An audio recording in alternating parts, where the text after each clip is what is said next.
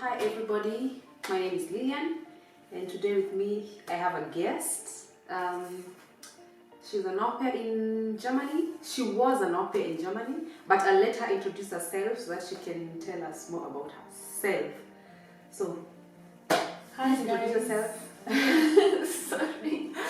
Hi guys, my name is Mercy.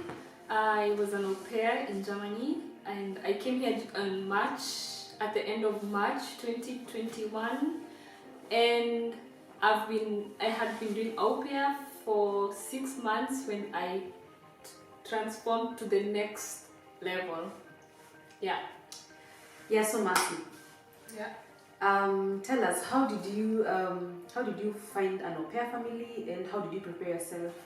Well, as you all know, Aupair is a cultural exchange program, and also it's a program where you get to have so many experiences, like language exchange. And I came to learn about the Aupair program through family and friends. Yeah.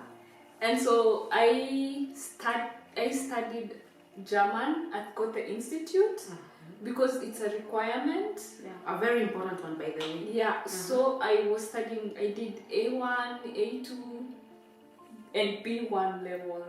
So I also applied at the aupairworld.com where I got my family. That's why I registered myself. So you did not use an agent to look for a family? No. You did it yourself? No, absolutely not. Okay. I did it myself. So what I did, I logged into the aupairworld.com and then I gave out all my details, I explained a bit about myself. Like you created a profile? Exactly. I created a profile. I told them about myself, what I like, about my family, everything.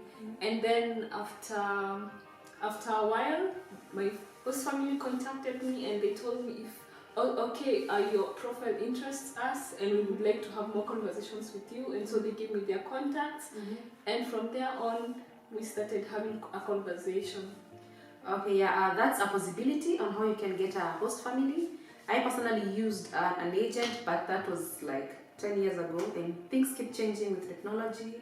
So that means today you do not have to use an agent because agents are quite expensive. You can do it on your own by creating a profile and chatting one-on-one with the families. How did your profile look like on Au Pair World? My profile looked as though I had pictures of me. I also had pictures of me and kids. Yeah. You have to show them your interest. Interacting with kids. Interacting with kids. So I posted a picture of me, I remember, with my brother. And then I posted pictures of me with kids and also of myself. And then there's a bit where I explained about my family. I told them about my language, what I'm doing, my hobbies, everything. And in which language were you communicating with the host family? Well, as for me, I was lucky enough to have, as of being at the B1 level, I knew I could speak a bit of German. Okay. So, but on my profile, I actually wrote in German. in English, in English, okay. and also the translation in German. Okay, so you wrote both in English and in German. Okay. Yes, that's exactly. I would recommend that people do that as well. Okay. Yeah, because the family will see that you're interested. You know. And when was this? This was back in 20. That was in 2019. 2019. Yeah, from October 2019. That's when I started searching. You know? Okay. Yeah. And did you search for a family before doing your Deutsch course or after doing your Deutsch course? Well, I did search after your Deutsch course. Yes. Yeah. Yes. But I would say if you're doing your Deutsch course and your goal is to do au pair, you should start looking for a family right from the start, because it might take a while. Okay. Because the process, yes, takes a while, and before you do your exam, it will be good to look for a family so that when you're done studying, everything will be okay. Everything will follow. And what about the costs of travel and flight? Did you cover them yourselves, or did the family help, or how did you go about it? Well, in the in the Aupair agreement, the contract that you receive, it states that you are supposed to pay for your flight. For your flight, You're supposed to cover the costs. But for me, I was lucky. My host family paid. That's nice. Yeah, they did pay for me, and I'm so grateful for that. Because they are a really nice family. Yeah. So my family paid for me, but you shouldn't expect that. Yeah. That is something that they do willingly. Yeah. You know. They might not. Yeah, I know so many people who did pay for themselves, but some families pay for it. I have friends who also got that covered. Yeah. Yeah, but it's something that you should be ready to pay for. Yeah. Yeah. So I personally had to pay for all my travel costs. My host family did not cover that. But also there are some families that will cover for your costs, but you have to give this money back, which is a good deal, I think, because if you're not in a good position financially, that will be a plus for you. Yeah. And how was your experience as an au pair? Well, as an au pair, for me, I love kids, you know. I really love kids. And my experience was amazing, I would say. It was one of the best times I had in my life. Living, it was scary at first because you're going to live with new people, in a new environment, something you're not accustomed to. Yeah. But I was ready to take on the challenge, and I would say that it went really well because my family also pushed me to do things like about my future, think about my future. Yeah. They really supported me in ways I couldn't imagine. And the kids, we were in good terms the whole time. Yeah, that's important. Yeah, and I would say that I had a really good time as an au pair. Okay. And how did your routine look like?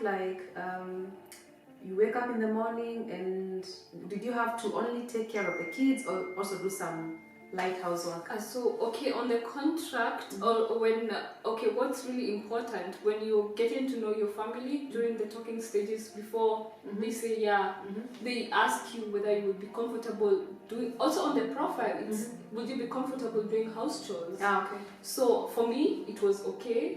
And I think that when you're living with someone, it will be also okay to help with house chores. And so for me, we had actually agreed with my host family, this is what you're gonna be doing. And also I helped with housework and house chores. So I wanted to bring a new phase from au pair because I came almost 10 years ago. It will be 10 years in March, and a lot of things have changed between now and then. Actually, the allowance, how much did you get as an allowance as an au pair? Now it's 280. 280, and during my time we used to get 260 euros. So I wanted to bring a fresh face with a fresh experience. She came in 2019, right? 2020 actually. You started your process in 2019, and she came in 2020. So that you can get a feeling of how it is now. It still works if you are in Kenya, Tanzania, Uganda. Not all African countries are allowed to do the au pair program, but I think most of them are allowed. So if you are in Africa and you would like to come to Germany, that's an opportunity for you. And please tell us, what did you do after your au pair, so that you can be able to legally stay in Germany? To be able to stay legally in Germany, there are other programs that you can apply for. Like I am sure you have heard of FSJ. That is voluntary work. Freiwillige Soziales, Genau. And so I had applied for that even at the period of my au pair stay. Before that, I had already applied for such a year, and so when time came to transform, I transformed to you applied for an FSJ. Now for FSJ and FSJ visa. That's how I was able to stay longer in Germany. I did the exact same thing. I did my au pair. Au pair goes for 1 year if you want, and if you're in agreement with your family, you can also extend for 1.5 years, but most people do it for a year. And then I also did the same thing as Mercy. I did my au pair for a year, and then I applied for an FSCert, and after FSCert, I applied for an Ausbildung, and after an Ausbildung, you can get a work permit to stay in Germany. Yeah, so this is to encourage anybody out there who wants to come to Germany the legal way. This is one way how you can do it, and it works. It's a nice experience. You get to know Germans, to know their culture. You get to eat bretzel, and if you're in Bayern, you can wear dindel. It's a nice thing. Yeah, sure. Yeah. So that was Mercy. Actually, Mercy is my sister, and I'm also happy to have her around. And I hope that those who are trying to come over as au pairs, this was to encourage you. I hope that I can also get to know other au pairs who are also fresh in Germany, so they can also encourage you. But the most important thing is German. When you go to Rome, you do what the Romans do. So if you want to go to Germany, you have to learn German. It's a major requirement, and that is what gets you the visa. So the better your German is, the better your chances are of getting a visa. And on the website, on the German embassy in Kenya, it states that you need an A1 certificate, but I advise you to do up to the B1 level if you can afford it. Please do this and take it seriously, and you will most probably get a visa. Yeah, right? And actually do a lot of research. That is something that really helped me. I did a lot of research. Research about the visa processes, the Aupair, the whole program, like other people's experiences as well. Just be well informed about also when you're here, what you're supposed to do, what you're not allowed to do. Just really inform yourself. Yeah. So thank you very much for giving us this piece of information.